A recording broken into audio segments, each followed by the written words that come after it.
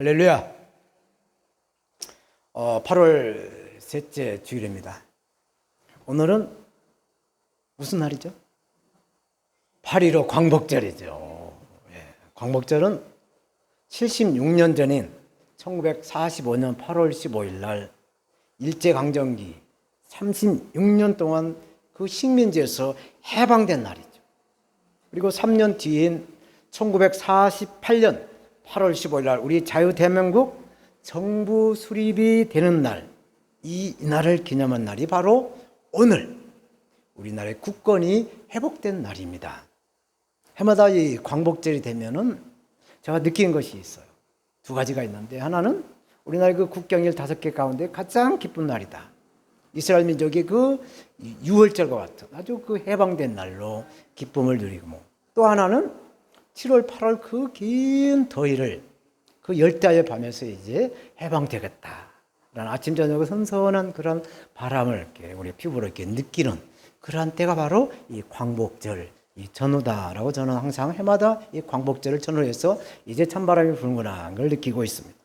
올해는 특별히 이 광복절이 주일날 빛을 회복하는 이 광복의 나눔을 기쁘기 위해서, 이 기쁨을 나누기 위해서 이 날을 경축하는 의미로 우리는 런치 파티를 보양식인 삼계탕으로 하겠습니다. 암흑과 같은 이 어둠에서 빛을 회복하는 이 광복의 날에 하나님께서 우리에게 주시는 메시지는 뭔가?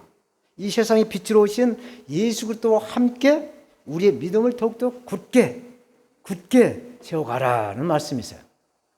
그래서 세상의 지혜인 사람의 지혜로 살지 말고 하나님의 지혜를 구해라. 오늘 본문은 말씀해주고 있어요. 지난 시간에 고린도 교회의 큰 시험에 대한 말씀을 하셨어요.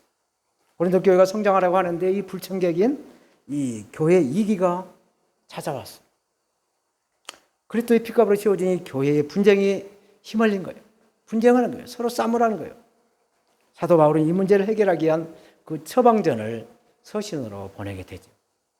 그 고린도 교회 그 당파가 형성된 것에 대해서 바울은 이건 아니다, 부당하다라고 지적을 합니다. 내용인즉 뭐냐? 바울파나 아볼로파나 게바파나 이렇게 사람을 중심으로 한 이 당파는 사람을 높이는 것이므로 이것은 잘못되었다라는 것이, 또 그리스도를 따르는 이 당파도 잘못되었다라고 지적을 합니다. 왜?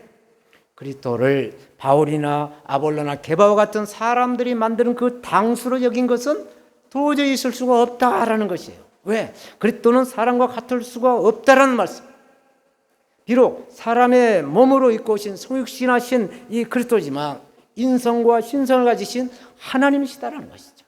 그래서 이 사도 바울의 해결 방법, 바울의 그 솔루션은 오직 그리스도와 짊어지신 십자가를 바라봐라, 십자가의 능력을 의지하라 말씀을 하셨어요. 오늘 고린도전서 1장 18절 십자가의 도가 멸망한 자들에게는 미련한 것이요 구원을 얻는 우리에게는 하나님의 능력이다라고 말씀하시죠.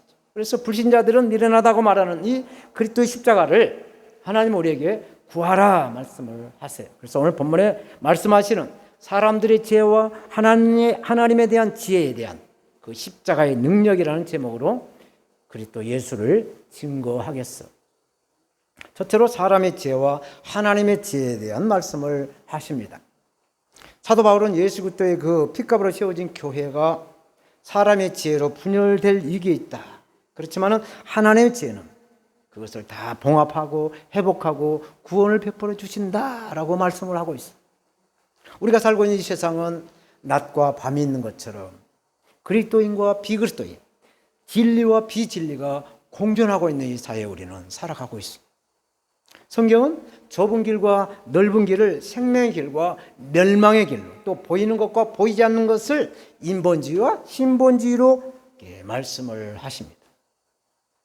보이는 것은 잠깐이지만 보이지 않는 것은 영원하다라고 대조를 했어요. 비교하면서 말씀을 하시죠. 19절 말씀 봅니다. 기록된 바 내가 지혜 있는 자들의 지혜를 멸하고 총명한 자들의 총명을 폐하리라. 이 말씀은 여기서 기록된 말씀은 무슨 말씀인가? 이사야 29장 14절 말씀에 하나님의 선민이 이스라엘 백성들이 하나님을 경외한다라고 말로만 하지 실질적으로 행동으로는 하나님을 경외하지 않는 것에 대한 그 사람으로서 나온 것들을 제하여 버리겠다, 폐쇄시켜 버리겠다, 없애버리겠다라는 말씀을 이사야 선지자를 통해서 말씀을 하시죠. 바울은 우리가 알다시피 가말리엘 그 문화에서 공부한 아주 성경의 달인이죠. 그래서 구약 성경을 많이 알아요.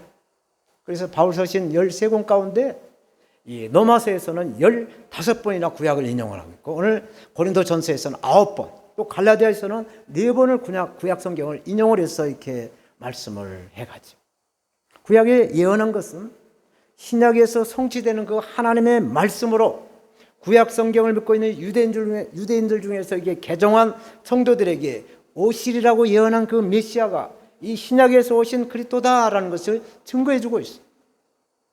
20절에서 21절 말씀을 봉독합니다. 지혜 있는 자가 어디 있느뇨? 선비가 어디 있느뇨? 이 시대의 변사가 어디 있느뇨? 하나님께서 이 세상의 지혜를 미련케 하신 것이 아니뇨? 하나님의 지혜에 있어서는 이 세상이 자기의 지혜로 하나님을 알지 못한 거로 하나님께서 전도에 미련한 것으로 믿는 자들을 구원하시기를 기뻐하신다. 무슨 말씀입니까?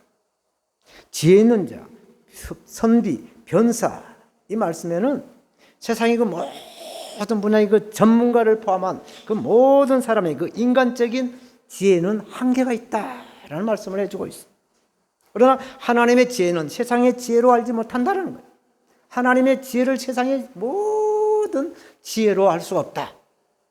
곧 하나님의 섭리를 세상의 지혜로 밝힐 수가 없다라는 말씀이에요. 그래서 하나님의 지혜신 그리스도 예수를 이 세상에 보내셔서 하나님을 알게 하셨다라고 말씀하고 있는 거예요. 고로 하나님께서 전도에 미련한 것으로 믿는 자들을 구원하시기를 기뻐하셨다. 이 말씀은 하나님은 우리의 전도로 복음을 받아들인 사람들을 구원하시기를 기뻐하신다라는 뜻이에요. 왜 그럴까? 성령으로 우리가 행한 모든 것을 하나님이 기뻐하신다는 뜻이죠. 그래서 사도행전 1장 8절 오직 성령이 우리에게 임하시면 우리가 권능을 받았어. 예루살렘과 온 유대와 사마리아와 땅 끝까지 이르러 그리스도 예수를 증거한다라는 말씀이죠. 그래서 우리가 성령으로 모든 것을 할 때 하나님은 기뻐하시고, 우리가 전도해서 복음을 증거할 때 그 영혼에게 구원을 베푸시기를 즐거워하신다라는 말씀을 하고 있습니다. 갈수록 태산이다라는 말을 하죠. 이 코로나 바이러스는 작년 또 올해도 이렇게 계속 2년째 창궐하고 있는데 끝이 안 보이는 것 같아요. 정말 이게 어지럽고 혼란한 이 세상 속에 우리의 삶의 그 진정한 이 기쁨이 무엇인가 찾아보기가 정말 힘든 그런 세상에 우리는 살고 있다는 것이죠. 혹 우리에게 어떠한 평안이 임한다 해도 세상이 주는 이 기쁨은 잠깐 오래가지 않는다라는 것이죠. 오직 보혜사 성령님이 우리의 마음에 임해야 기쁨이 충만해진다라는 말씀인 것이죠. 우리 삶에 얼마나 기쁨이 없으면 항상 기뻐하라라고 말씀하셨고요. 기쁨의 열매인 이 희락은 성령의 열매예요. 성령이 임해야만이 우리가 기뻐질 수 있다라는 말씀인 줄로 믿습니다. 오늘 본문 22절에서 25절 말씀을 제가 봉독합니다. 유대인은 표적을 구하고 헬라인은 지혜를 찾으나 우리는 십자가에 못 박힌 그리스도를 전하니 유대인에게는 꺼리키는 것이요 이방인에게는 미련한 것이로되 오직 부르심을 입은 자들에게는 유대인이나 헬라인이나 그리스도는 하나님의 능력이요 하나님의 지혜니라. 하나님의 미련한 것이 사람보다 지혜 있고 하나님의 약한 것이 사람보다 강하다 말씀하셨습니다. 여기서 유대인은 표적을 구한다라고 말씀하는데 이 말씀이 뭘까요? 복음서에 보면은 이 유대인들은 항상 이 증거를 요구해요. 하나님의 아들, 예수님이 하나님의 아들이다라고 말하자 이 유대인들은 그 증거를 내놔봐라. 요즘 말하면 호적 초본, 호적 등본을 떼와봐라 라는 말을 하는 것이죠. 신분증 내놔봐라는 얘기예요. 그래서 유대인들은 예수님께 찾아와서 표적을 요구를 해요. 현상적인 것에 관심을 가지고 있기 때문에 하나님을 생각할 때도 성경 역사에 일어났던 표적과 큰 능력을 나타내신 분으로 하나님을 이해하고 있다는 얘기입니다. 그러므로 십자가에 못 박히신 예수 그리스도를 메시아로 받아들이지 않아요. 지금도 마찬가지예요. 어떻게 하나님이 메시아가 십자가에서 죄인처럼 사람이 그 죄인이 십자가에 달린 것처럼 어떻게 그럴 수가 있단 말이에요 라면서 십자가에 달리신 예수 그리스도를 인정하지 않고 있어요. 또 헬라인은 지혜를 찾은다라고 말씀하는데 이 헬라인들은 고대 헬라인들은 지금 마찬가지지만 이 이성적인 욕구가 굉장히 높았어요. 그래서 이성적으로 이해를 할 수 없는 것들은 받아들이지 않아요. 딱 들어보고 아니다 싶으면 그냥 몸과 마음과 눈을 다 덮어버려요. 듣지를 않습니다. 그것이 바로 이성적인 그 세상의 지식이 철학이에요. 그래서 이 세상적인 지식으로 인해서 복음이 들어갈 틈새가 없다라는 말씀인 것이. 이것은 오늘날도 마찬가지입니다. 주일학교에서 유년부터 소년부에서 뭐 중고등부 이렇게 다 해가지고 대학의 관문을 상아탑이라는 관문을 들어가게 되면 이 학생들이 이게 이제 주일학교에서 배웠던 모든 것과 이 세상의 학문과 이렇게 트러블이 생기고 마찰이 생겨서 이 보이는 것이 너무나 커 보이기 때문에 보이지 않는 하나님의 말씀과 보이는 것과의 그 마찰로 인해서 많이 갈등을 한다는 얘기를 우리는 듣고 있습니다. 그래서 하나님의 신본주의와 세상에 추구하는 인본주의에 그 맞지 않는 것을 겪는다는 얘기. 보이는 것과 보이지 않는 세계가 서로 다르다는 것을 증명하고 있는 것이죠. 그래서 바울은 빌립보 3장 8절에 이렇게 고백합니다. 내 주 그리스도 예수를 아는 지식이 가장 고상함을 인함이라. 내가 그를 위하여 모든 것을 잃어버리고 배설물로 여김은 그리스도를 얻은 것이다 라고 고백을 하고 있어요. 그렇다면 십자가의 능력이 무엇일까요? 십자가의 능력을 이 사도 바울은 로마서 3장을 읽어보면 유대인들과 함께 논쟁을 합니다. 하나님의 선민인 유대인의 나음이 무엇이겠습니까? 할례의 그 유익이 무엇이겠습니까? 많은 것이 있겠지만 그래도 나은 것을 꼽으라고 한다면 하나님의 말씀을 맡은 것이 아니겠습니까? 그런데 왜 하나님의 말씀을 맡았어도 믿지 않는 것을 어떻게 하겠습니까? 그렇다고 하나님의 사랑을 패하겠습니까? 그럴 수는 없지 않습니까? 사람은 다 거짓되지만 오직 하나님은 참되십니다. 기록된 바 의롭다 함을 얻으시고 판단받으실 때 이 길이 하십니다. 라고 이 로마서에서도 십자가의 능력에 대해서 말씀을 해주고 있어요. 하나님의 세상 사랑하심은 참되시다는, 하나님의 독생자 예수님도 참되시고 하나님의 말씀도 참되시고 하나님의 지혜도 다 참되시다는 거예요. 그러므로 십자가를 믿음으로 바라본 그 사람은 구원을 얻을 것이지만 세상의 지혜를 바라본 그 사람은 지옥불에 들어가서 멸망하고 영원히 죽지 못하는 그 고통을 겪는다라고 성경은 분명하게 말씀하고 있습니다. 갈라디아 3장 13절 그리스도께서 우리를 위하여 저주를 받은 바 되사 율법의 저주에서 우리를 속량하셨으니 기록된 바 나무에 달린 자마다 저주 아래 있는 자라 하였습니다라고 말씀하세요. 이 말씀을 묵상해 보니까 아담의 죄가 전가되어서 저주받은 우리를 위해서 그리스도께서 대신 십자가를 지신 것은 그리스도에 대한 저주가 아니라는 얘기예요. 바로 우리의 저주를 대신 속량해 주신다라는 그 십자가의 능력을 말씀해 주고 있는 것이었어요. 그 이유가 있어요. 그 이유는 무엇일까? 사도 요한이 말씀하고 있어요. 요한복음 3장 19절 정죄는 이것이니 곧 빛이 세상에 왔을 때 사람들이 자기 행위가 악함으로 빛보다 어둠을 더 사랑했다라고 말씀하고 있어요. 보이는 것에 빠져서 보이지 않는 세계를 볼 수가 없게 되었다라는 말씀을 해주고 있어. 사랑하는 여러분, 우리가 산을 보나 뭐 가로수를 보나 뭐 이렇게 뭐 들이나 산이나 나무들이 다 있는데 이 나무를 보면서 어떤 생각을 합니까? 요즘같이 무더위 때 참 울창하다라는 숲을 보면서 말할 것이고 나무 한 그루 한 그루 보면서 이게 침엽순가 이게 활엽순가 하면서 나무의 외모를 보고 판단을 합니다. 그러나 목수는 나무를 볼 때 이 나무를 갖다가 어떤 건축자재로 쓸까를 생각하면서 본다는 얘기죠. 또 여행자들은 저 나무 그늘에서 쉬었다 가면 얼마나 좋을까 그걸 생각하면서 나무를 본다는 얘기입니다. 농부는 뭘 보겠어? 그 나무 속에 달려있는 열매를 생각하면서 본다. 또 약재사는 그 나무의 뿌리가 어디에 좋을까를 생각하면서 본다는 얘기죠. 그러나 예수님을 믿는 그리스도 예수를 믿는 저와 여러분들은 이 나무를 보면서 십자가를 생각해야 될 줄로 믿습니다. 두 번째로 약한 자를 택해서 강한 자들을 부끄럽게 하신다라고 말씀하셨습니다. 26절에서 28절 말씀을 긴 성경을 봉독합니다. 형제들아 너희를 부르심을 보라. 육체를 따라 지혜 있는 자가 많지 아니하며 능한 자가 많지 아니하며 문벌 좋은 자가 많지 아니하도다. 그러나 하나님께서 세상에 미련한 것들을 택하사 지혜 있는 자들을 부끄럽게 하려 하시고 세상에 약한 것들을 택하사 강한 것들을 부끄럽게 하려 하시며 하나님께서 세상에 천한 것들과 멸시받는 것들과 없는 것들을 택하사 있는 것들을 폐하려 하신다라고 말씀하셨습니다.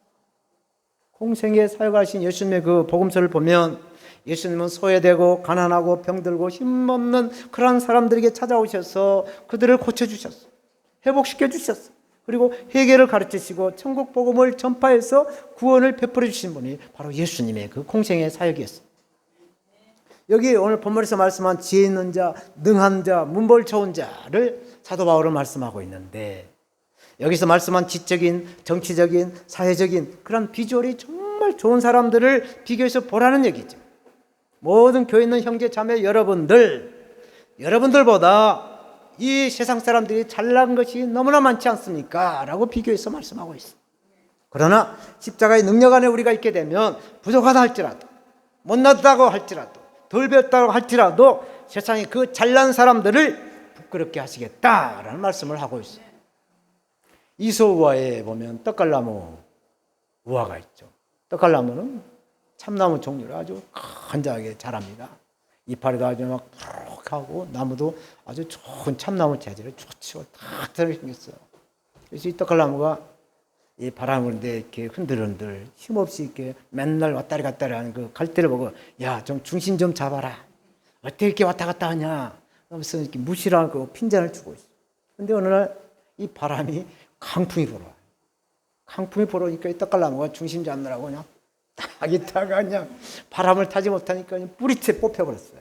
그런데 옆에 있는 갈대는 산들바람이 불어도 왔다, 강풍이 불어도 왔다 갔다 흔들리고 있는 거죠. 이것은 뭘 말하냐?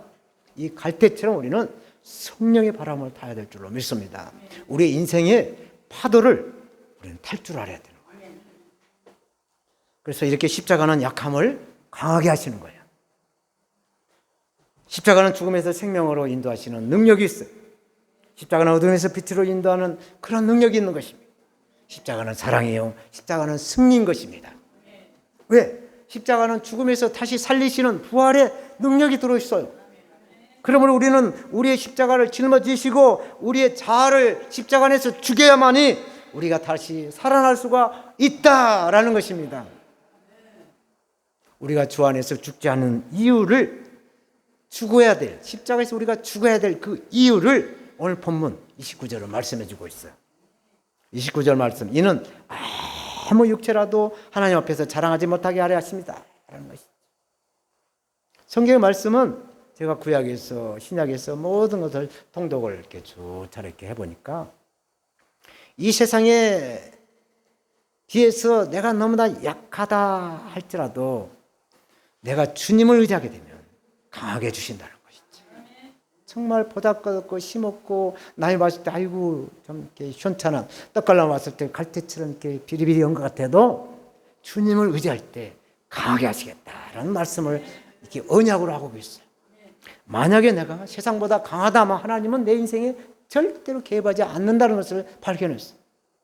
사도 바울은 육신이 약했어요. 그래서 3번 주님께 기도를 했어요. 그런데 주님이 뭐라고 하시냐? 내 은혜가 내게 족하다. 이는 내 능력이 약한 데서 온전한 짐이다 라고 말씀하시고 그 약함을 강하게 해주지 않았어요. 그래서 사도 바울은 이렇게 고백합니다. 이러므로 내가 크게 기뻐하며 나의 여러 가지 약한 것들에 대하여 자랑한 것은 그리스도의 능력이 내게 머물게 하려 함이라. 내가 그리스도를 위하여 약한 것들과 능력과 궁핍과 핍박과 곤란을 기뻐하노니 이는 내가 약할 그때에 곧 강함이라 라고 고백하고 있어요. 이렇게 성경은 역설적인 말씀을 해주고 있습니다. 애통한 자가 복이 있다. 심령이 가는 자가 복이 있다. 죽고자 하면 산다. 또 주는 자가 복이 있다. 우리가 약할 때 강해진다라는 이 말씀에는 우리가 주님 안에서 겸손하게 행할 때 일어나는 역설적인 진리가 있다라는 말씀이에요. 세상 노래 가사 가운데 무조건이야 라면 가사의 노래가 하더라고요. 근데 우리가 이 신앙생활 하는데 무조건은 아니에요. 하나님은 선물로 우리에게 구원을 베풀어 주셔서 공짜라고 하시지만 이게 공짜가 아닌 거예요. 우리가 반드시 회개를 해야만이 우리가 구원을 받는 것입니다.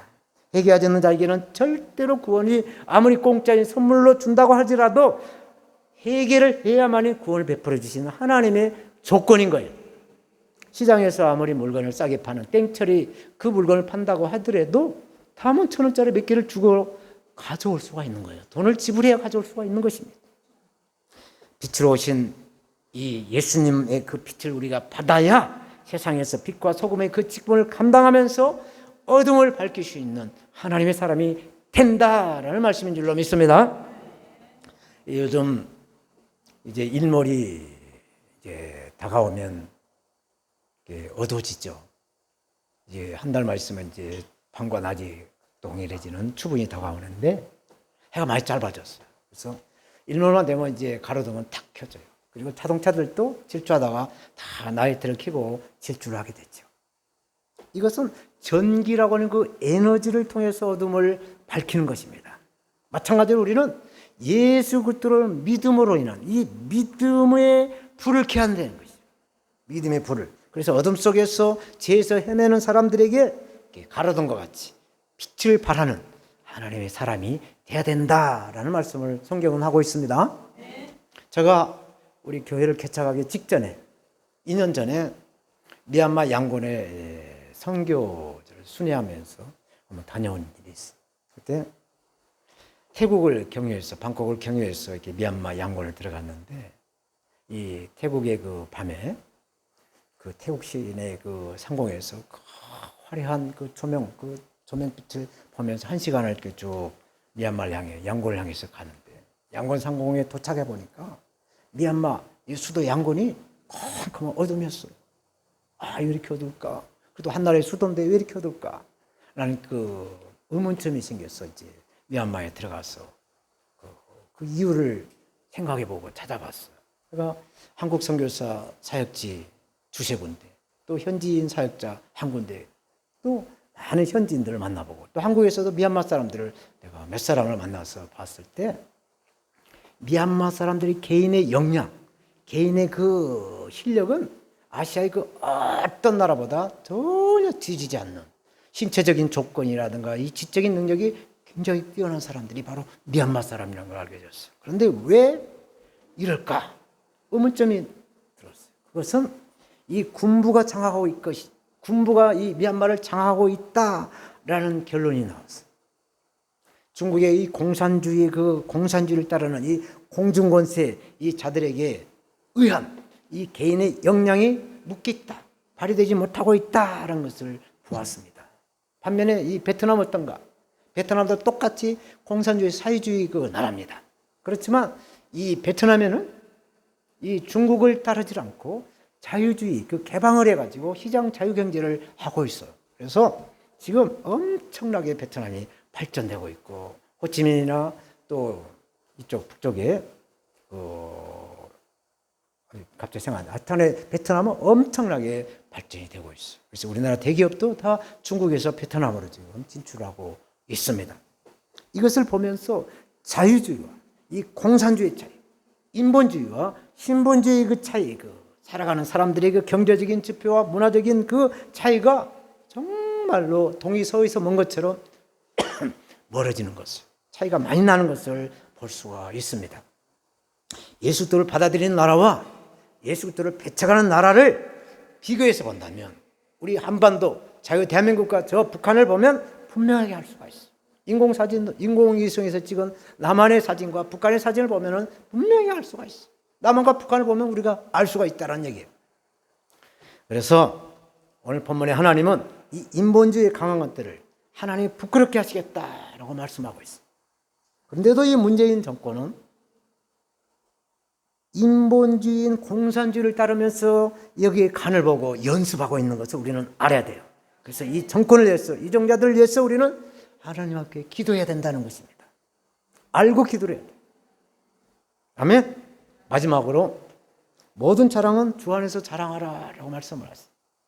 30절 말씀. 너희는 하나님께로부터 나서 그리스도 예수 안에 있고 예수는 하나님부터 나와서 우리에게 지혜와 의로움과 거룩함과 구속함이 되셨다 말씀하셨어요. 공자 앞에서 문자 쓰네라는 말을 하죠. 마찬가지로 인간으로서는 그 누구도 하나님 앞에서 자랑할 수가 없다는 말씀이에요. 그러나 하나님께서는 그리스도 예수를 영접한 성도들과 그리스도가 한 몸이 되게 하셨어요. 그러므로 그리스도인들은 주 안에서 자랑할 수가 있게 되었습니다. 왜? 그리스도를 통해서 우리는 의로움과 거룩함과 구속함이 되었기 때문에 그렇습니다. 31절 말씀, 기록된 바 자랑하는 자는 주 안에서 자랑하는 함과 같게 하려 함이라 말씀하셨어요. 여기서 기록된 말씀은 예레미야서 9장 24절 말씀이에요. 자랑하는 자는 이것으로 자랑할지니 곧 명철하여 나를 아는 것. 여기서 나라는 것은 하나님이에요. 하나님을 아는 것과 나 여호와는 인애와 공평과 정직을 땅에 행하는 자인 줄 깨닫는 것이라. 나는 이 일을 기뻐하노라 여호와의 말이니라 말씀하고 있어.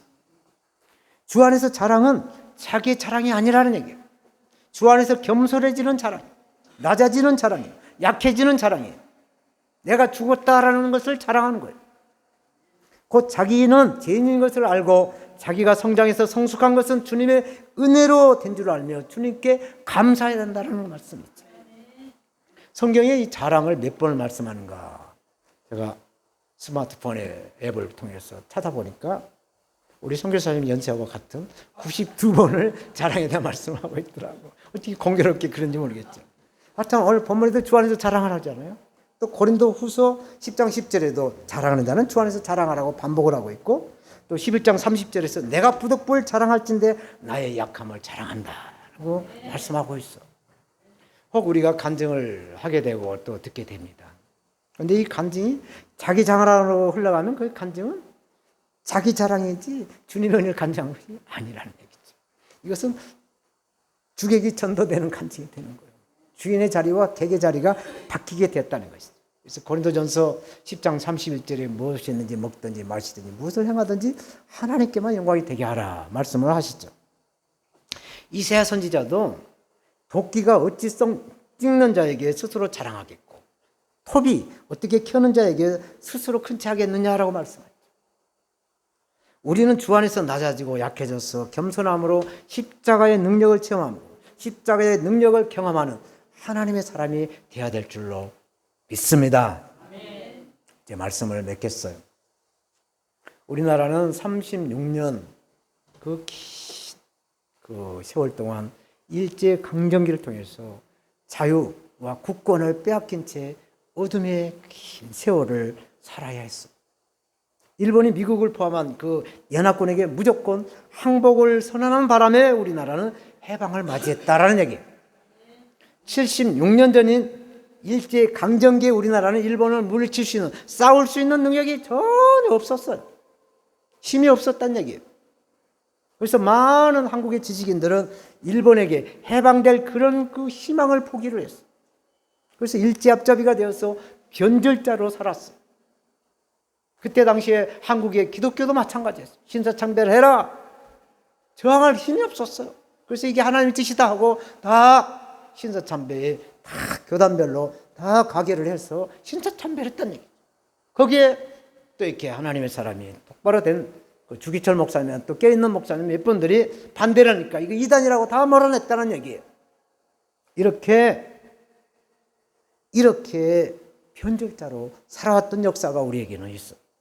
그럼에도 불구하고 우리나라가 해방을 맞게 된 것은 이 역사를 주관하신 하나님의 은총이다라는 말씀이에요. 속담에 은혜는 돌에다 새기고 또 원수는 물에다 새겨라 라고 하죠. 이 물은 부부싸움은 칼로 물베기라는 것처럼 금방 없어지는 거 아니에요. 그래서 이 말이 무성할 정도로 우리나라 이 기독교는 이 창궐하고 있는 이 코로나 앞에서 세상 정권에 줄을 서고 있는 모습이 지금 뚜렷하게 보이고 있어요. 서울의 어떤 대형 교회, 정말 큰 교회입니다. 비대면 예배를 드린다라고 하면서 우리 교회는 비대면 예배를 드립니다 하면서 인터넷에다 사진을 올렸는데 그 큰 예배당 그 자리에다가 영정사진 같이 사진 하나씩 그 성도마다 올려놓고 우리는 비대면 드립니다 라고 인터넷에 올려놓은 사진을 봤어요.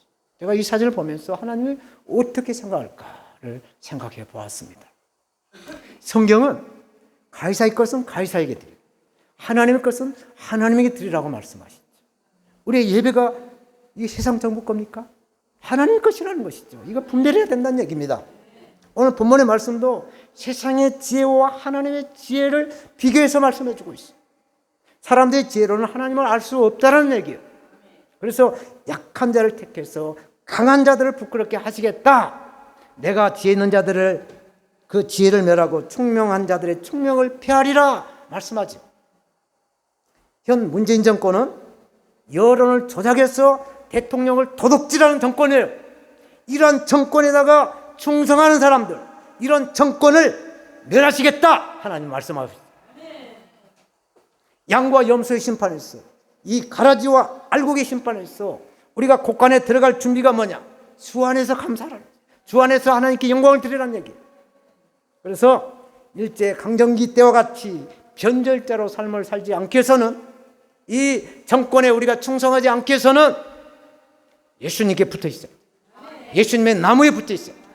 포도나무이신 예수님께 가지는 붙어 있어야 열매가 절로 맺어서 하나님께 영광을 드린다라고 하나님의 말씀을 하고 있어요. 그러므로 우리는 약해요. 세상과 싸울 수 있는 힘이 없어요. 그래서 성령을 구하고 성령을 찾고 성령을 두드려서 이 성령의 능력으로 승리하라 라고 하나님은 말씀하신 줄로 믿습니다. 기도하겠습니다.